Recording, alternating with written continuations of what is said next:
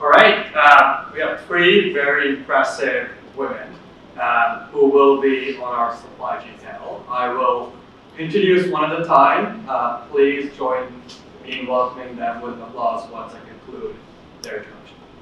Okay, our first panelist for the evening on our supply chain panel is Kerry Oliver, Senior Vice President of Supply Chain at Canada Goose. Kerry boasts an impressive 20 years of experience in supply chain management, having worked with industry giants such as Maple Leaf Foods, Home Depot, and Walmart. As one of the pioneering 10 Maple Leaf Six Sigma Black Belts, Kerry has played a crucial role in driving the company's culture towards greater discipline and problem-solving expertise. She joined Canada Goose as Vice President of Supply Chain in 2018 and quickly grew and rose to become the Senior Vice President of Supply Chain. Her current role involves spearheading the global supply chain, overseeing trade in over 60 countries. She's responsible for leading the company's end-to-end value chain transformation objectives with a focus on network, inventory agility, traceability, efficiency, and sustainability. And she's very passionate about engaging and developing her people and our core partners. So please join me in welcoming Kerry Oliver.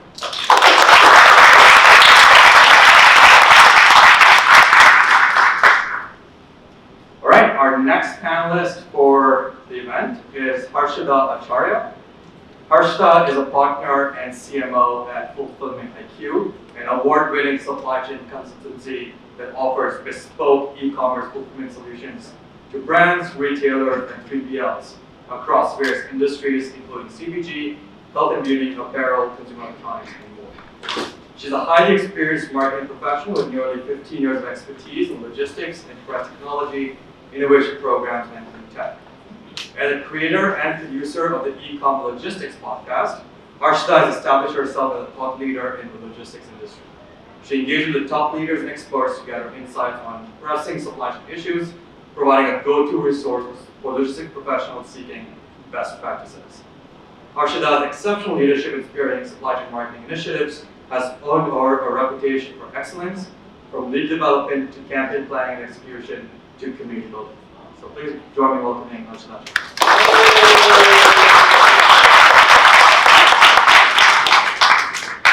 And last but not least, our third panelist for the event is Kim Wolf. Kim's illustrious career spans over 2 decades in the supply chain industry with experience working with industry titans such as Pepperidge Farm, Campbell Soup, the original Cakery, and McCormick Flavor Solutions. Her past roles include plant manager, vice president of operations, and director of manufacturing that have equipped her with a wealth of industry expertise. She was also a professor, or she also worked at Gonzaga College, where she provided unique teaching experiences for post-secondary students based on her experience from in the manufacturing world. In 2012, Kim followed her passion for supply chain to establish her own consulting firm, the Kim Wolf Leadership Coaching and Manufacturing Consulting, where she coaches management and senior leadership at all levels. Today, Kim worked with several leading companies, sharing her wealth of knowledge on Six Sigma, problem-solving tools such as root cause video analysis, 5S process mapping, and much more. Please join me in welcoming Kim Wolf. All right, so you go, actually, before you up, as you are familiar with a lot of our panel. Yeah, good. Just make sure that's on. No. Right?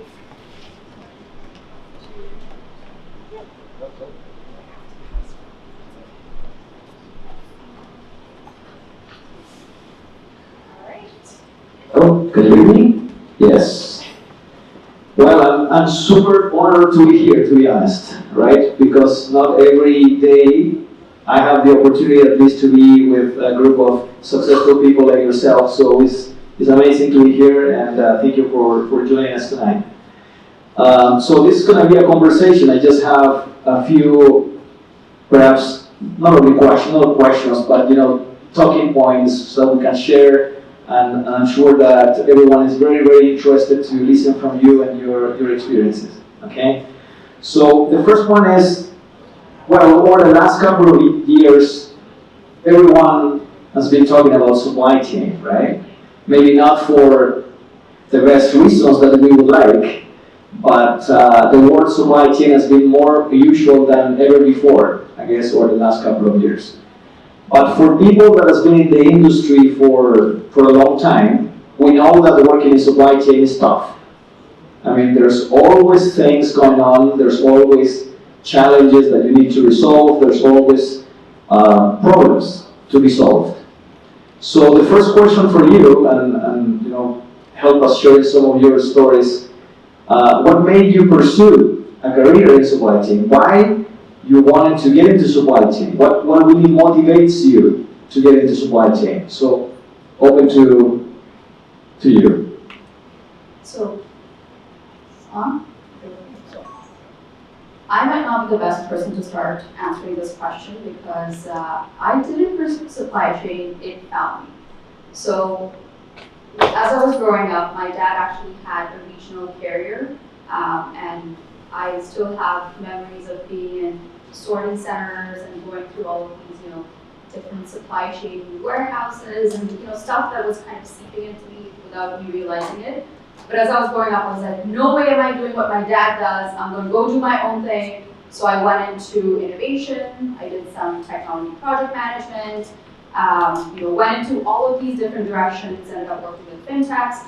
So a lot of good experience. And then eventually an opportunity came up for me to work in supply chain. It just felt like home. It's such a good mix of business skills, data skills, people skills. Because again, to me, supply chain is the physical manifestation of goods, right? So everything, all the stuff that you see online and you order online, there are so many steps that have to happen for it to actually show up at the doorstep. So this, to me, just felt like it helped me use all of the skill sets that I had, gathered over my career. So that's kind of how I stumbled into supply chain.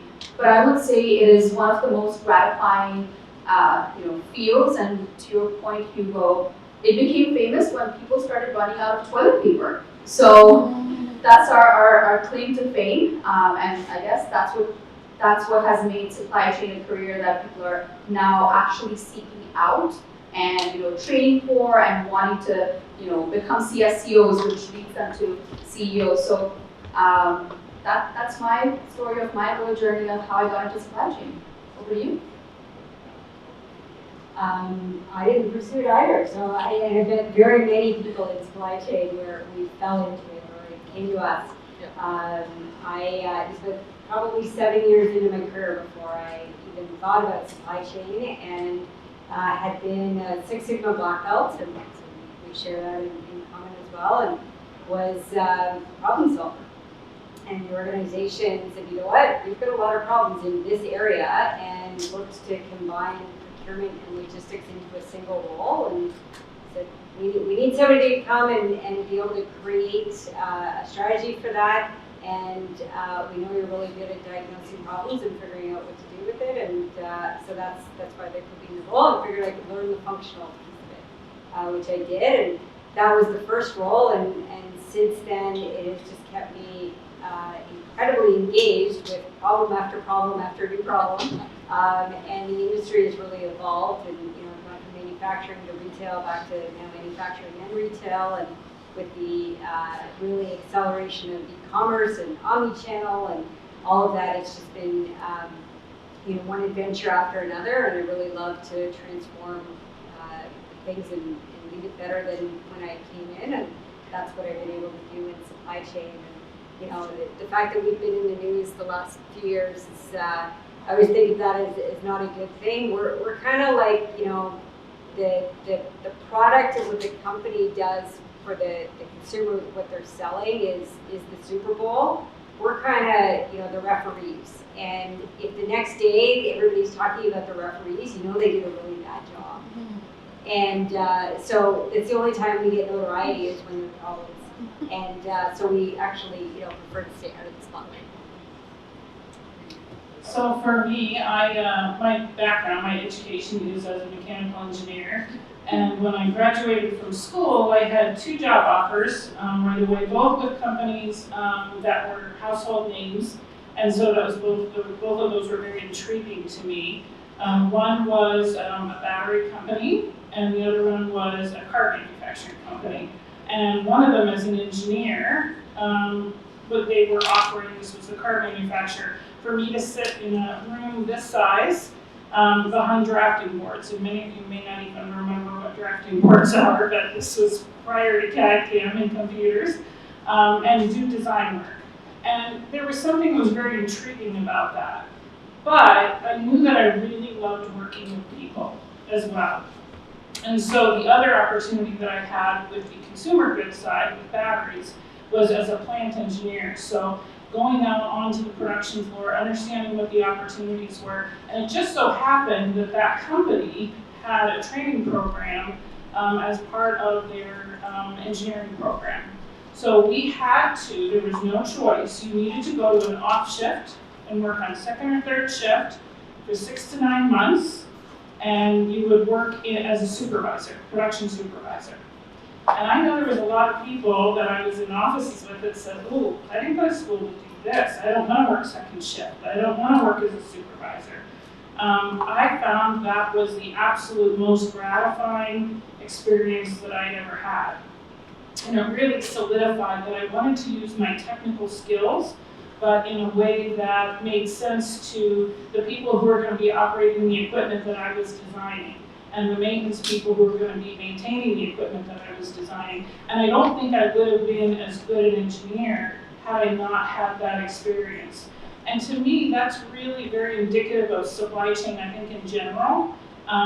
Every time I got a promotion, and I knew I wanted to be a plant manager someday, and they said, "Well, you need to have operations experience." And I thought, well, I already know those things. Like, I was a supervisor for a while, I'm good. Well, they promoted me into that role, and I realized very quickly I wasn't good, that I knew there was lots of stuff that I needed to learn. And to me, that's the beauty of supply chain, is that there's always opportunities to continue to learn. And there's so many functions in supply chain. It's not just, transportation trucks and manufacturing. There's so many other things that go into, a supply chain from start to finish. And so I've been very fortunate in my career to have had lots of experiences that I didn't even know I wanted or needed. And I think that it's made me much more well-rounded, in my professional career. No, that's excellent, and there's a lot of commonalities, right, in your stories. So when you think about problem solving, so all of you have mentioned that passion for solving problems, right? And I think that's definitely a characteristic of people working in supply chain. So let's talk a little bit about problems then, or challenges, right? Let's talk about those biggest challenges that you are seeing in your specific industry nowadays that perhaps keep you a little bit, at night, or you would like to really tackle and improve in the next few years? I think with my experience and what I've seen is that there's so many companies that never shifted during COVID. They never shifted their manufacturing models, for example. So lots of companies manufacture using a just-in-time model. It was, a model that was started by Toyota years ago and kind of deemed to be best in class. So you don't manufacture or produce until you have an order for that product. During COVID, that created an absolute nightmare, having that model.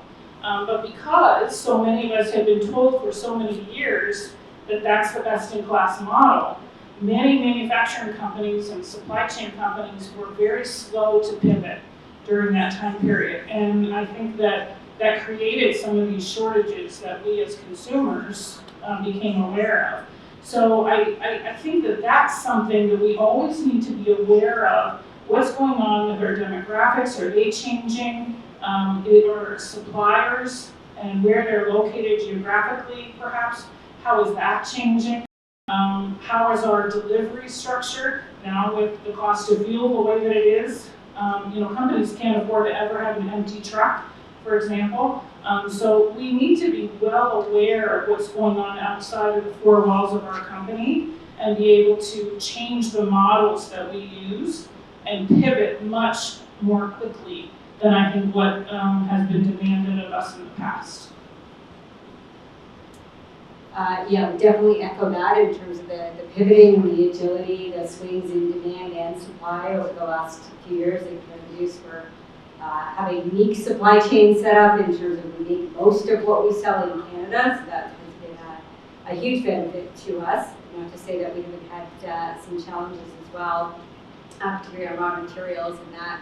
I'd say that the biggest challenge for us right now, the first one that comes to mind is really around regulations.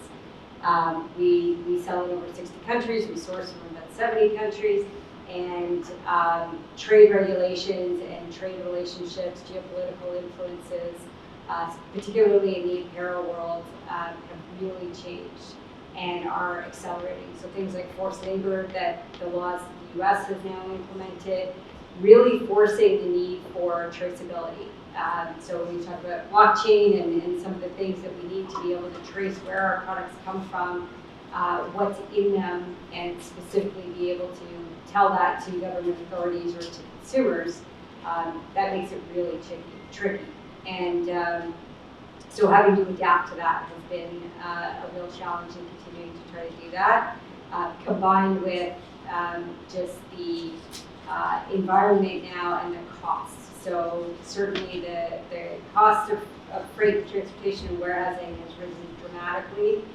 We see the cost of food now, and a lot of that is the transportation and the logistics that go in behind that because of inflationary pressures. So we're feeling that. So the need to automate, the need to digitize, all of those things are accelerating as well. Yeah, totally agree with everything you guys said, and to echo what you said, Kerry, I almost think of it from macro level. I think all of us are feeling this. There is recessionary pressures. We're feeling everybody's kind of cost cutting or just being more conscious on how we spend. So this has a direct impact, if you think about e-commerce or even logistics, on demand. So what we saw for the last 2 years, thanks to pandemic, mostly everybody was at home. They had no choice but to order stuff online. E-commerce was booming, and from our vantage point, now we're seeing, as people are going back to stores, or as people are seeing, there's a recession, I don't know if we're already in it or it's coming, whatever, layoffs happening, just the climate makes people more cautious in terms of spending. At the same time, to what Kerry and Kim also mentioned, there's a steady rise in costs. So we're finding, manufacturers are costing more, shipping stuff, transporting stuff, especially last mile, is extremely expensive with, some of the big players in the market, charging more or hiking up their rates. So all of this feeds into a smaller and smaller margin for logistics companies, right? So I would say cost cutting, supply chain rebalancing, and inflation would be the biggest trend right now from a macro perspective. And I think it's changing a lot of how things are getting played out in the industry. So if you guys take a look at, the layoffs, obviously that's a big indication, but even if you take a look at mergers and acquisitions, or if you take a look at investments, it has slowed down incredibly just in the last 6 months, right? All the VCs and PEs are being extremely careful about what they invest their money in, which I think is the right approach, because over the last couple of years we saw some pretty big investments being made without calling out any Canadian companies that spend billions of dollars on acquiring a specific technology asset-like company. So there was a lot of money dumped into the supply chain space without really thinking of what's going to happen if we don't have the same kind of demand. And to me, that was just a reality check that people were kind of missing. Like, of course, everyone's going to go back to stores, and everyone's going to, you're not going to see the same kind of growth. So I think there's a little bit of readjustment going on there. We all feel it as consumers. We all feel it as technologists and supply chain professionals. And then from my own micro perspective, so We specialize in more the fulfillment logistics space. So that's more around warehousing, warehouse design, transportation, WMSs, OMSs, that kind of thing. So for us, one of the things, this continues to be a trend, is workers. So I was reading a study a few days ago around, in the US, there's only 0.6 workers to the demand that's required. So this problem of not having enough warehouse workers is not going away. It's just a matter of figuring out how can you augment or how can you support them with automation or with technology. So lots of room for, Kerry, to your point around automation, digitization, innovation to support that the required, especially during peak season, the kind of workforce need that happens to be. I would say those are the two big ones, and then one that's really close to my heart is also sustainability, right? I think whether we embrace it or not, this sustainability challenge and issue, especially when it comes to supply chain, is a big one that we should be thinking about and trying to tackle, because shipping so many packages, all over the place, we are causing some irreversible damage. So whatever we can do in terms of technology, in terms of combining our forces, in terms of collaborating to reduce the impact that we have on the environment, I think to me that's a huge trend, a huge problem that we need to think about tackling as well. No, that's a key topic right nowadays, sustainability and the impact and how supply chains, for better or worse, can influence the outcomes, right, in the environment. Now, moving from problems to opportunities, right? So in terms of transformations. So one of the things I personally realized after my last 20 years working in supply chain too, is that typically when we work in supply chain, we're always transforming things. We're always like in a position where we're either leading transformations or working as part of a team that is implementing a new initiative, that is implementing a new system, a new software, a new process. So we're always transforming something. Now, in a recent study published by the Boston Consulting Group, so they said that less than 30% of digital transformations really succeed in their objectives, their goals, their expectations in organizations. So, questions to you. Do you see the same thing in your experience? Have you experienced kind of similar things? And why do you think that happens? If you agree with that high-level statistic that says that more transformations fail than succeed, what do you think? In my experience, I would say that really is very true. I know a lot of companies who invest in digitizing their data, for example, and they have the data in front of them, but they don't ever do anything with it. And that's the hard part. I think it's, whether you use an Excel spreadsheet, which I think nowadays is a bit silly because there's so many opportunities out there. But when you've got that digitized data and it's sitting in a file somewhere in your computer and nobody ever looks at it, so you aren't able to identify where the opportunities are, and then actually put action to them and do something about it. Those are the key things. You can have all the data that you want to, but if you don't do something with it, it's really for naught. So, I think I'm a huge believer of employee empowerment and using employees, the skills that they bring to the table. When I worked for Kimball Soup Plant as a plant manager, we had 600 people there. And I said to them, I need 600 people to come in every day and to be working on one continuous improvement project. And we're going to show you the data on where we're starting as our baseline, and we're going to be able to track our progress as we go. And that team, by using the data and using tools, the Six Sigma tools and 5S and all of those things that are out there, they were able to reduce their cost of product manufactured by 33% over 2 years, which is huge.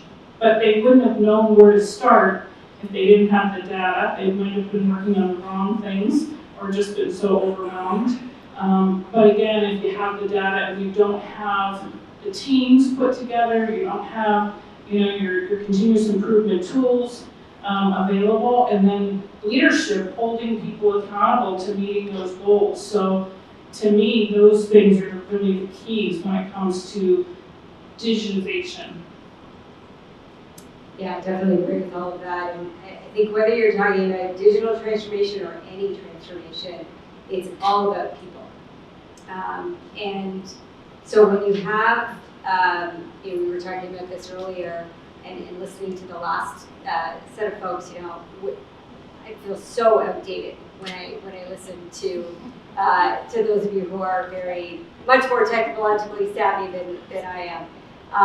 And as a leader in an organization, there are many like me. And I'm a firm believer that if you really want change to happen, you have to start to ask different questions.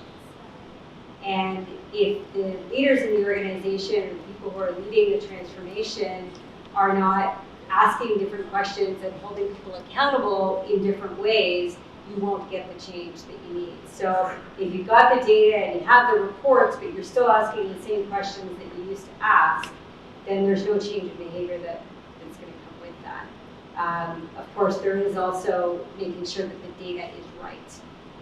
And so, an example from my own team where we implemented something the team had been asking for to make their jobs easier and to cut out about 45 minutes every time they were going to do this task.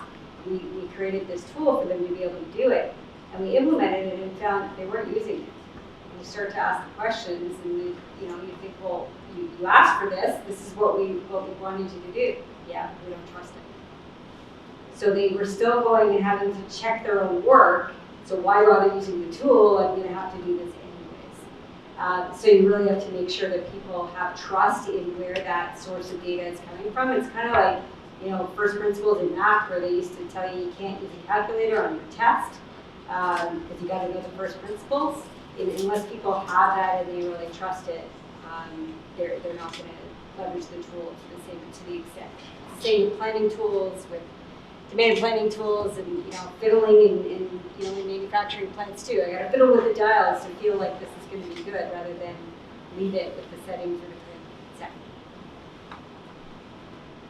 Of that, I'll share a different perspective. So, as Kerry mentioned in the intro, I'm from Fulfillment IQ, so we are a boutique consulting company, and we get to see a lot of this, where companies have gone out and they've signed on for these digital transformation projects, and I'll give you two spectrums.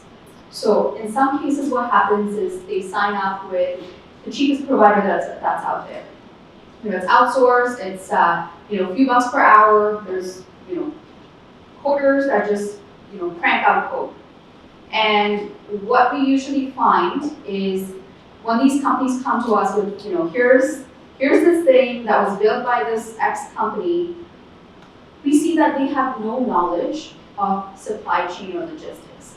So to give you an example, we've seen, again, code works perfectly, right? So functionally, there's nothing wrong with it, but to your point, they didn't consider that this needed to be used by humans. So for instance, you'll see technology that is supposed to be used on iPads or tablets within a warehouse, which can sometimes be dimly lit, it can have different lighting, etc. And these guys have built user interface that has black with green on it, or green with black on it. And you see these warehouse employees struggling to figure out what the hell are we supposed to click on? I can't even see the screen. So there's just this lack of first principles, where if you haven't actually been in a warehouse and haven't actually used a tablet, you don't know what kind of solution you should provide. So that's one end of the spectrum. And then the other end that we see failing a lot, and a lot of companies coming to us, is where you have the big consulting companies who go through these massive transformation or digital transformation initiatives, some of them that last months or years, leave you with these fancy, super expensive, beautiful presentation decks that go straight into the garbage because no one knows what to do with it. So these are the two different spectrums that we see, and I think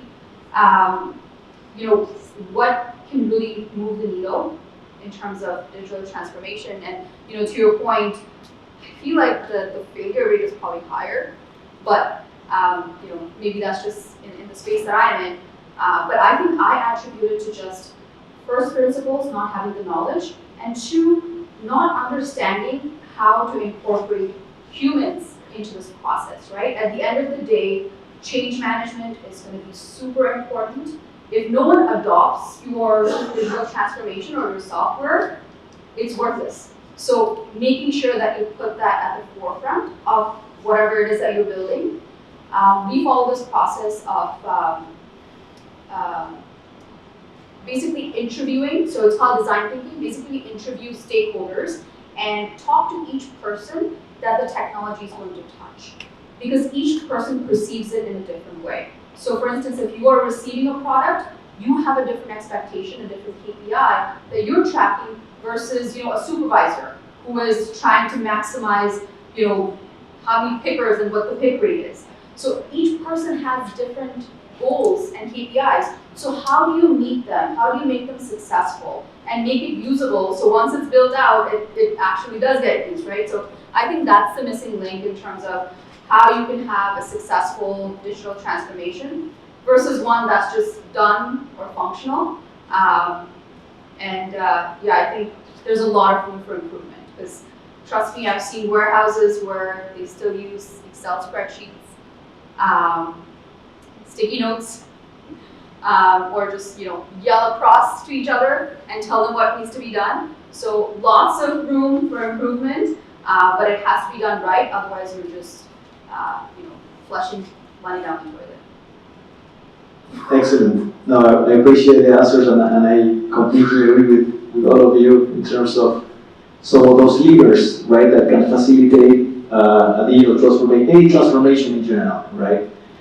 Now, just sharing a couple of numbers with you. So there's roughly 3.9 billion men in the world, and there's approximately 3.9 billion women in the world. So we know that it's like quite balanced, 50-50 roughly, right, in terms of men and women. Now, when we zoom in supply chain, and especially in, I would say, office roles, so a number that is a little bit surprising to me, but I think it's a good number, is roughly 39% of people working the workforce in office is women, and 61% is men. Again, it's surprising because I thought it was lower, right? Let's assume that is correct. Now, what is not as good is that when you look at the VP roles and higher, that 40% roughly now goes down to 20%. And when you look at now C-level roles in organizations for supply chain, that number even goes below, probably double digits, under double digits. So, a couple of questions for you there. So one is, how do you think companies can attract women into supply chain based on your experience? And also, how can companies advance or provide opportunities for advancing women in leadership roles, so therefore that percentage could be more balanced moving forward? Yeah, absolutely. I mean, this is a topic that I'm super passionate about, so I feel like I could talk for half an hour. I won't do it, but I have a lot of rants about this on LinkedIn, so go and check some of them out afterwards. I think one of the crucial things, and I think this is beyond just supply chain, right? I think this applies to STEM in general.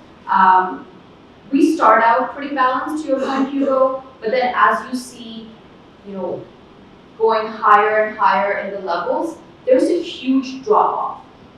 And I think there are multiple reasons for this drop-off. One, being cultural. First of all, I don't know if you guys know this or not, but women actually tend to apply for jobs if they hit 100% of the criteria. Versus men, if they hit about 50 to 60, they'll apply because you learn on the job, right? Like, you're not supposed to already know it. If you already mastered it, then you're going to go on to the next job. Well, that's not how women are wired. So things like, having that knowledge or just having the empathy and understanding that this is going to be the behavior of women, have that included in your, job descriptions. You don't have to meet all the criteria. If you feel like you would be a good fit, still apply. And this is something, just reiterating to anyone that applies for a job, or one of the other things that I find is men are much more likely, and I experienced this throughout my career, and now I see it in my own team. Men are much more likely to ask for that raise.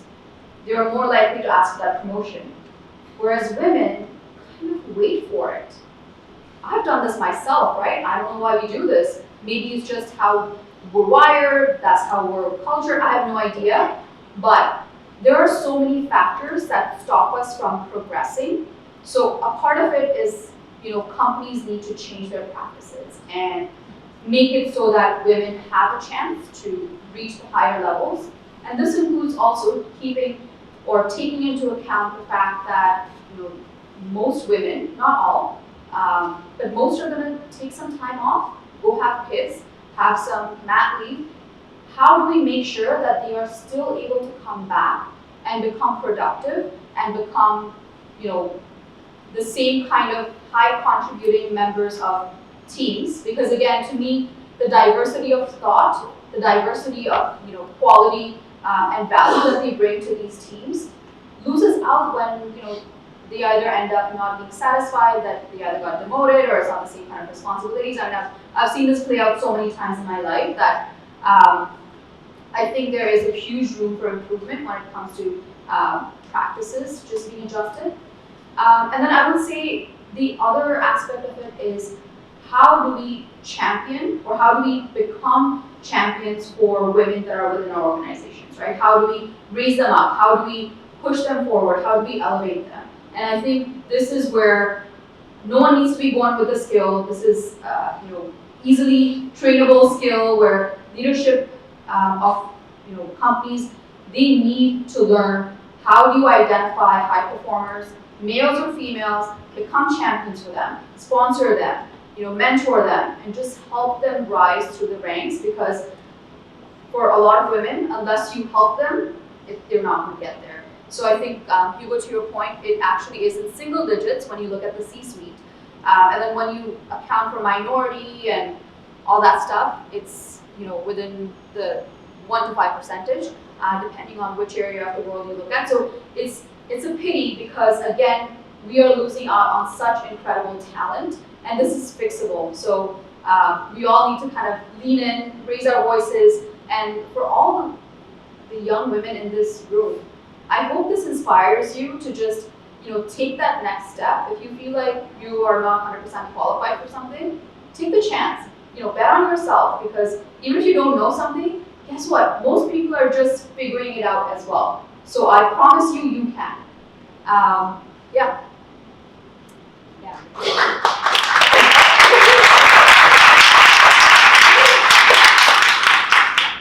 Definitely agree with all of that. I will say I am encouraged. I think one of the ways that we can change those numbers in general and in supply chain specifically is by caring about diversity and having leaders who care about diversity. And whether it's politically correct or leaders actually caring about it, I am seeing more and more in supply chain some of the things that you talked about. So some of the large global 3PLs that we talk about, the global leaders, they have diversity goals on their metrics that they're responsible for. Same with sustainability, some of the new things that are coming in as part of their responsibility. They also are expected to lead women in supply chain type of initiatives in council. So Walmart had a big women in supply chain aspect to it, so did Home Depot, seeing big companies that are having that effect. When I was in school, there was no such thing as a supply chain stream or a supply chain degree. I think it existed in Georgia, in Georgia University. I think that was the only place in North America. You see a lot more supply chain courses, degrees, whether it's in colleges, universities, and those are great places to start where we can educate more about what is total supply chain. You know, I went to hire a senior role, so very proud of the diversity on my team. And half of my direct reports are women, which is great. Went to go fill a role last year, a senior director role, and you know, made sure with our recruiting that we were actively looking for diversity. Wanted to at least interview as much diversity as it possibly could. Interviewed 7 people. That was after multiple rounds of screening. Only one of them was a woman. And in my other roles in supply chain, didn't have any issues finding women. This is the operational role, the transportation, the warehousing role. And that's the visible part of supply chain, and I think a lot of people think of it as that is supply chain. And it's only one aspect of it, but if you walk into warehouses, if you walk into freight forwarding, the places you grew up in, it's still very male dominated, particularly at the leadership level. So I think that's an area where we've whether it's attracting women to that or helping women to come from other parts of supply chain to be able to have those operational roles like Kim had in her experiences.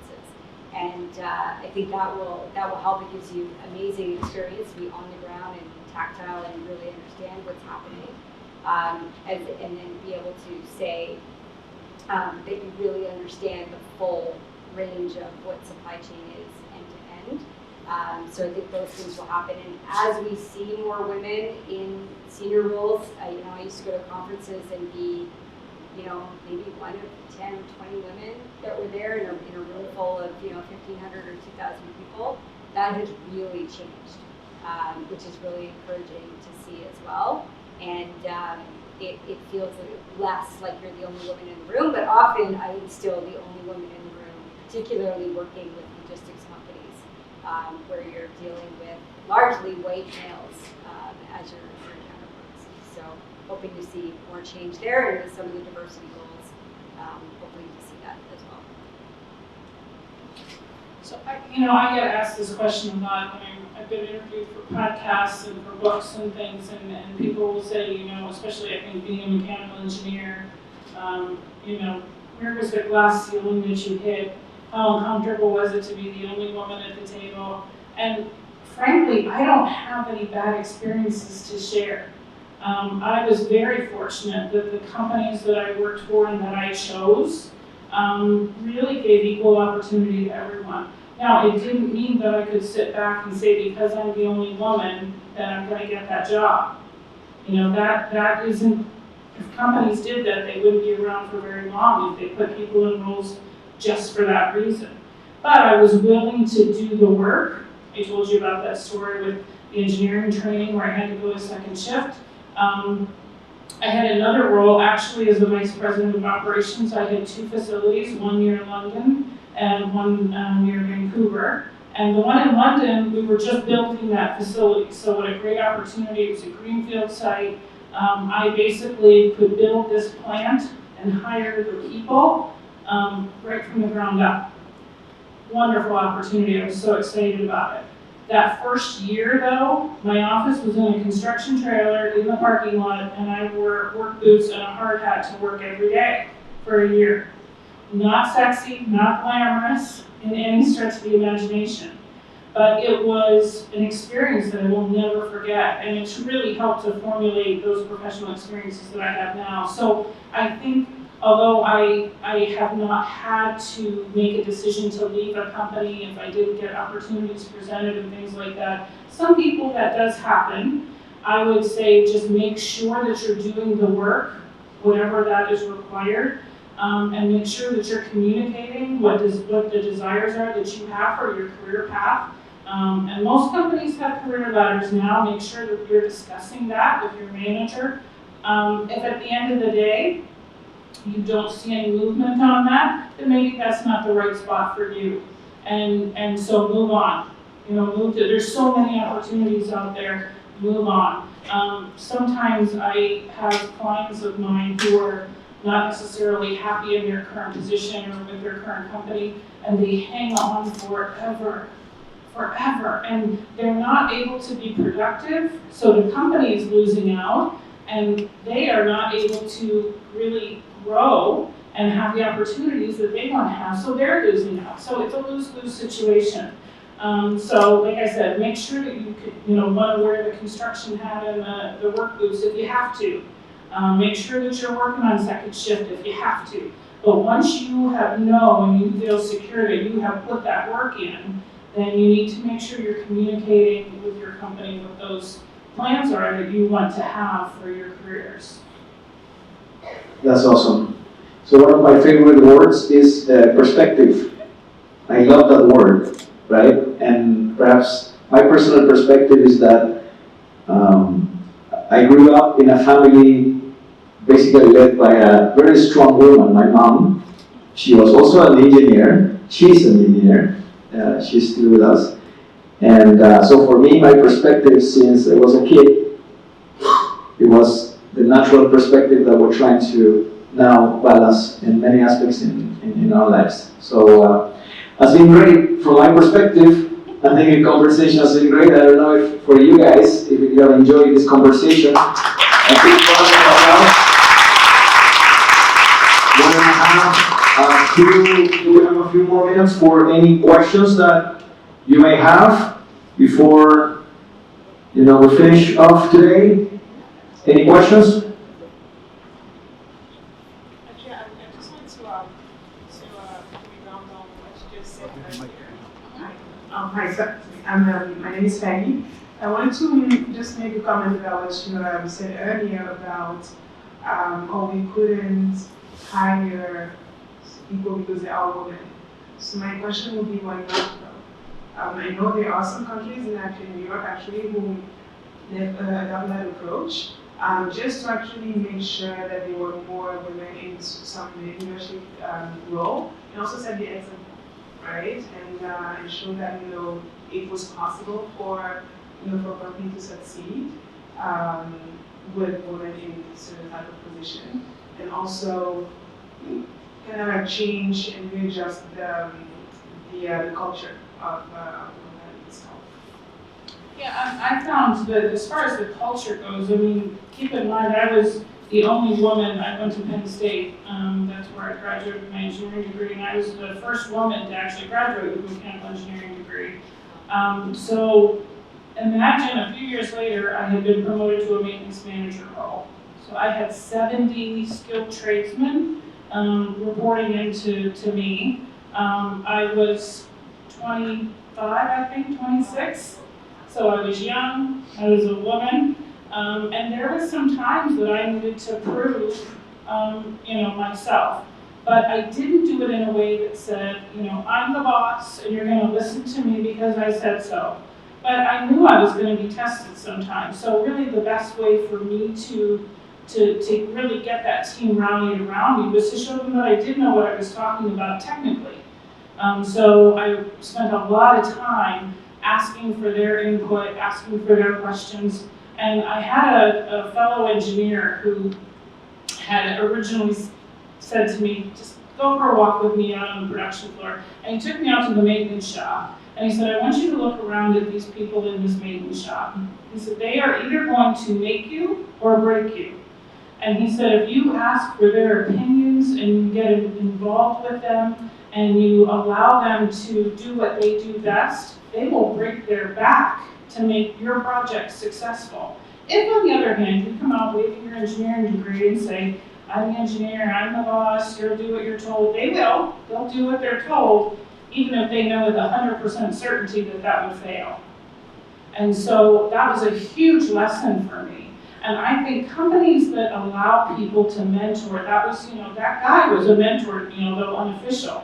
I mean, I still remember that story that he taught me, and that was in 1990. So I think it's important that companies allow people to have those types of discussions, to share real life stories on what works and what doesn't work. Because I think those are the types of experiences that we will all take with us. It's not necessarily companies who, are just trying to fill a number, so to speak. You're not going to be successful. But if they're giving you the tools to be able to, spread your wings and to interact with other people and to develop relationships with people, that to me is when women in particular do their best and can succeed. And that guy was right in that the mentor, I had that staff of 70 people. My gosh, I mean, we tried new things and new concepts and new tools, and we were just kind of introducing, Six Sigma and continuous improvement. They were used to doing the firefighting. So I was able to really move the needle fairly significantly on how they conducted business, just by respecting what they brought to the table and to earn the respect that they gave back to me. Does that answer your question? Yes. Okay. I'll add one more perspective. I mean, it's very interesting what you asked because there's almost this, some of this should be mandated, and I agree with you. I think, Kerry, you touched on this before about there being diversity quotas and mandates for a lot of companies. And I honestly believe that it comes down to us to pass the ladder down as women. This is something that I take very seriously, and whenever I get the opportunity, I actually try and elevate other women, within my organization, outside my organization, whatever I can do. I think we all need to take this on as our own responsibility to pass that ladder down, because things can only change if we all act. It's not going to change overnight, but it needs to be a collective effort. One of the things that I do see about North American culture versus some of the other countries where they can actually mandate programs like that, where, just for being a female, I see this in Asian countries, some European, African countries. It's a little bit different in North America in terms of just like cultural nuances, where you can't openly say, hey, you were hired just because you're a female, because then, to your point, Kim, you miss out on that respect, on that ability to make change, right? So I think it comes down to those leaders who take the opportunity to use that diversity quota or that diversity mandate and actually go out of their way to fill the positions with women or with folks of diversity, because there is so much power in diversity of thought, right? So it goes both ways. Lean in, apply for those positions, and then for leaders, and as you progress through your career, do the same thing. Try and recruit more women. Surround yourself with women. I'll be honest, like Nithya, she's on my team, and I can literally call her on a Sunday night, midnight, and I know she will answer my call. Not that I do this, but I have that faith, in having these strong, smart women around me that I will be okay. My work will be okay. Everything will be taken care of. So there's a lot of power in that.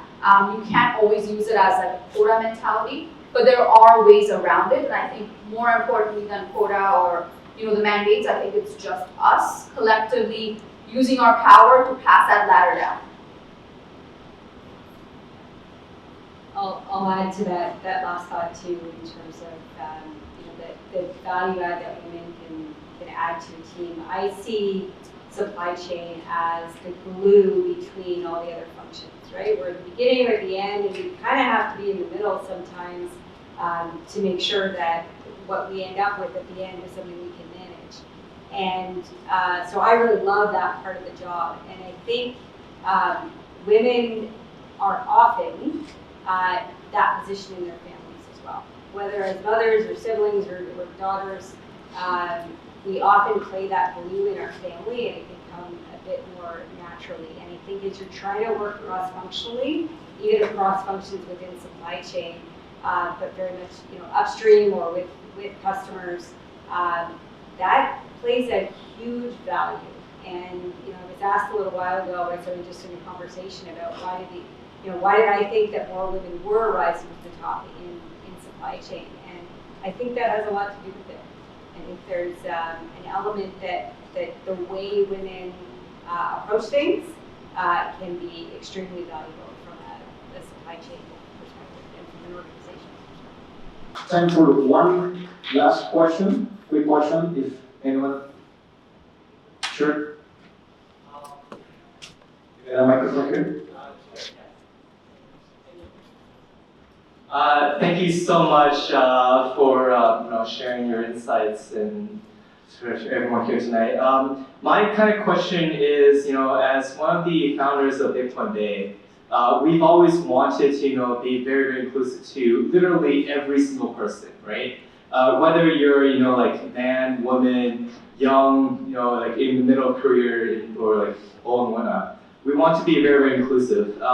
And it just seems like, a lot of the events that like we have or attend to is very, very male dominated. So I was just curious, outside of just International Women's Day, how do we help, promote more women overall to coming into this space, learning about all this tech and not feel intimidated by, all these stereotypes and whatnot. So I just love to get your thoughts on that one. I guess the first thought that comes to mind is in education institutions and starting there and being able to, a lot of great companies go out and they will recruit directly from colleges, universities, but they'll also have, information sessions. They'll also promote their company and try to make it so that it's attractive to other people. And I think that if you're not already doing that, that's an opportunity to be able to get in at that before people are even starting their careers and looking at it. Or if there are other, there's so many women-focused events, like even sporting events, right? There's a lot of women's sports out there. There's a lot of high-performance people in sports.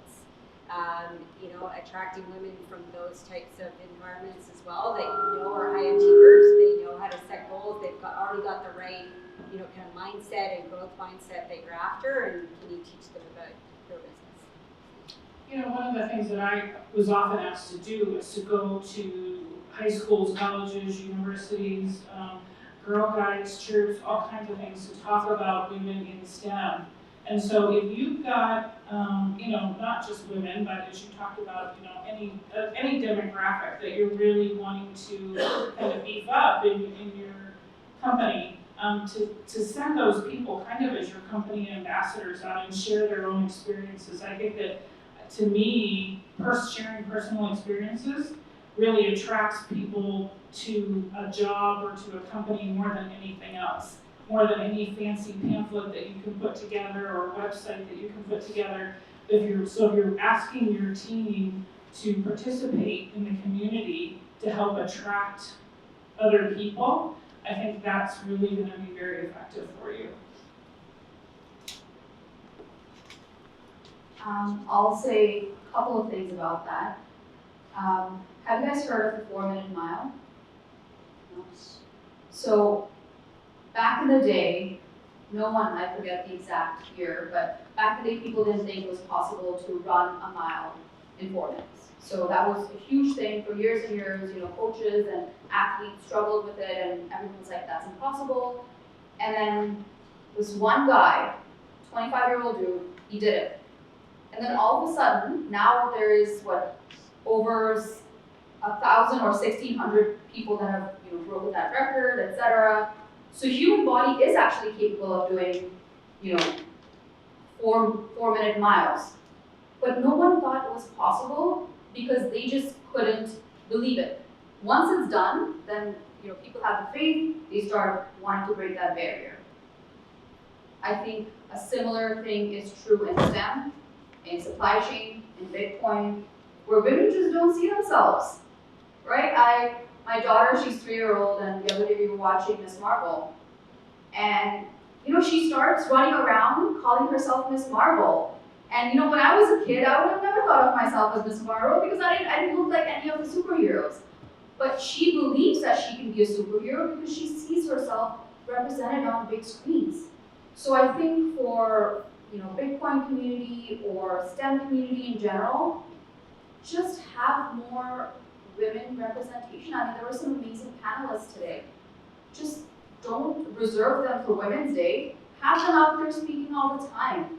Make them the face of your education. make them comfortable going out and interacting in, various different occasions.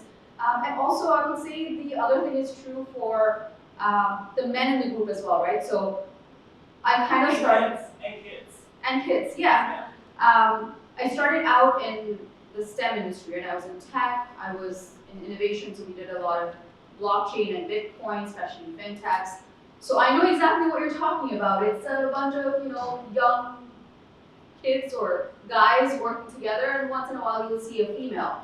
But in order to really make them feel comfortable, if there is a female representation that you have in your group, make them feel welcome, make them feel like you're part of your group, and more importantly, just make sure you show other women that there is representation from females, whoever, all these amazing panelists that were there.